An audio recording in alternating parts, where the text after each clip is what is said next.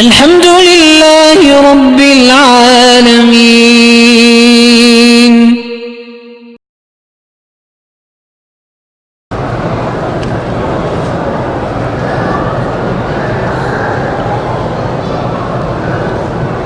بہرحال مجھے خواب کا کوئی پتہ نہیں، لیکن حکم یہی ہے کہ اگر آدمی کوئی ڈراؤنا خواب دیکھے تو کسی کو نہ بتائے، بائیں طرف 3 دفعہ لا حول ولا قوت الا باللہ العلی العظیم بھی پڑھے اور تھوک دے اور کروٹ بدل کے لیٹ جائے، کسی کو کچھ نہیں ہوگا۔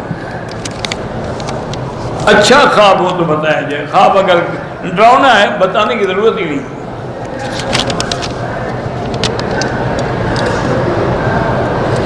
میرے نکاح کو 3 سال ہو گئے لیکن ابھی تک رخصتی نہیں ہوئی۔ آپ بھی وہی سورۃ الرحمن 3 دفعہ پڑھ کے دعا کریں کہ یا اللہ اگر تیرے حکم سے یہ نکاح ہوا ہے اور میرے لیے خیر ہے تو رخصتی بھی ہونی چاہیے۔ تو یقین کا معنی یہ ہے کہ یہ یقین ہو کہ جو ہم مانگتے ہیں اللہ سنتے ہیں، جانتے ہیں، قادر ہیں، ہماری دعا کو پورا کر سکتے ہیں، یہ یقین۔ اگر شک ہو کہ پتہ نہیں سنا کہ نہیں، پتہ نہیں جانا کہ نہیں، تو پھر تو دعا قبول نہیں ہوتی۔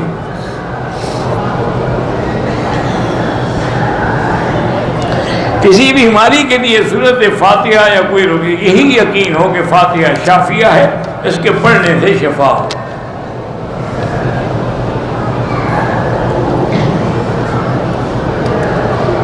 کہتے ہیں ہمارے محلے کے ایک مولوی صاحب ہیں، وہ فرماتے ہیں کہ خانقاہوں میں جو ذکر ہوتا ہے یہ نہ حدیث میں ہے نہ صحابہ نے کیا، قرآن میں تو ہے نا کہ یا ایھا الذین آمنوا اذکروا اللہ ذکرا کثیرا۔